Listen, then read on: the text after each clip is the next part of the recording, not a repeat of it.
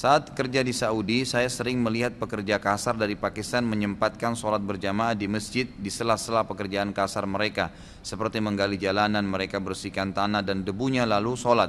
Meskipun ada bau yang kurang sedap, karena bersebelahan dengan mereka. Kalau di sini tukang-tukang bangunan kalau diajak sholat selalu bilang pakaiannya mereka kotor atau merasa bau keringat, sehingga kadang tidak sholat sama sekali. Mohon nasihat yang tepat Ustadz, karena saya banyak berhubungan dengan tukang bangunan atau konstruksi. Tentu ini tidak ada hubungannya ya antara orang sholat dengan bajunya kotor. Sama dengan orang lagi jihad, penuh darah bajunya, sholat aja. Enggak, itu bukan najis. Kita tidak boleh pakai pakaian atau sejadah tempat sholat kalau jelas-jelas ada najisnya. Kalau jelas-jelas ada najisnya, saya kira tanpa pertanyaan. Jazakallah khair. Kalau jelas-jelas ada najisnya, itu baru tidak boleh. Tapi kalau cuma kotor, keringat, nggak masalah, jangan kehilangan waktu, gitu kan? Makanya dianjurkan kalau bisa pada saat berwudu, apalagi alhamdulillah masjid kita kayak sekarang ini sangat luar biasa ya.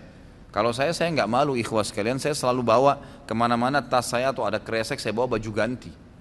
Saya kalau dari pengajian ke pengajian, mampir di masjid mana, saya mandi, saya sholat, mandi di situ, saya wudhu, bersihin badan, segar kembali, baru saya masuk ke pengajian saya. Nggak ada aib di situ, malah bagus. Kan itu. Lalu sering gunakan roll on, sering gunakan pewangi badan, itu sunnah Nabi SAW. Kata Nabi, terutama laki-laki ya. Kata Nabi SAW, dicintakan kepadaku dunia ini karena adanya wanita dan adanya minyak wangi. Makanya aneh kalau ada laki-laki nggak suka minyak wangi itu. Jauh dari sunnah Nabi SAW. Kantongin selalu beli yang kecil, selalu kantongin pakai minyak wangi kemana-mana.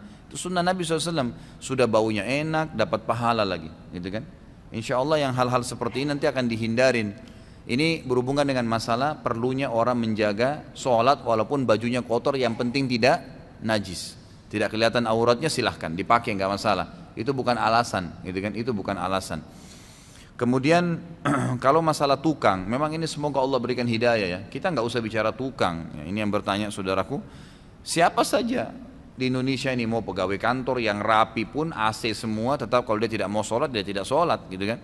Kalau di Saudi memang itu sudah umumnya orang faham, sehingga memang bisa dikatakan jarang, persentasenya kecil sekali orang yang tidak sholat berjamaah itu. Di sana kecil sekali.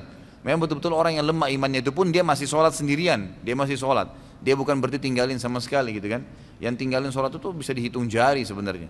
Sampai seperti ada cuplikan itu, saya baru dikirimkan sama teman-teman di Saudi, saya terharu betul lihat cuplikan itu saudaraku. Jadi ada orang buta matanya, satu orang tua, bukan ulama, masyarakat biasa, buta matanya, tidak pernah tinggalkan 5 waktu sholat di masjid. Jadi antara rumah dia dengan masjid itu, dia minta satu orang tolong ikatkan tali, ada tiang listrik pas di sebelah pintu masjid. Masjidnya juga masjid biasa kecil di berkampungan gitu. Diikat tali di situ, tali itu panjang, ditaruh jalan di tanah, yang artinya diletakkan di tanah sampai depan pintunya dia. Jadi kalau orang buta ini mau ke masjid, dia keluar dari pintunya, dia pegang tali itu terus ditarik sama dia, jadi kencang talinya, lalu dipegang sama dia, menuntun dia sampai ke masjid. Buta, nggak ada yang tuntun, sendirian tinggal di rumahnya, tapi tidak tinggalin 5 waktu sholat di masjid. Ada cuplikan yang lain luar biasa ikhwah, orang lumpuh, dia bahkan kalau mau jalan ke masjid itu, kalau dia mau jalan dia bolak-balikan badannya, tangannya nggak ada, kakinya nggak ada, tapi luar biasa nggak tinggalin sholat berjamaah di masjid. Ada cuplikan-cuplikannya tuh di Saudi, unik-unik gitu, luar biasa gitu. Mereka betul-betul memang mungkin sudah penanaman iman ya dari orang tuanya kepada anak-anak ini.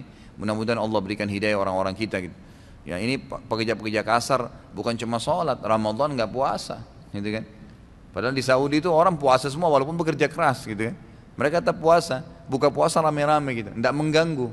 Dan ini memang sebenarnya pesunan Nabi SAW, dan itu kan tergantung sugestinya.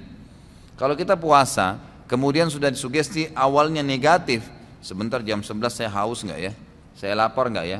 Ya haus dan lapar benar. Tapi kalau kita memang niatnya sugesti, niat itu sebenarnya sugesti ya. Sugestinya dia, saya insya Allah sampai azan maghrib tahan, insya Allah sampai isya pun saya tidak lapar. Memang benar, insya Allah kan seperti itu.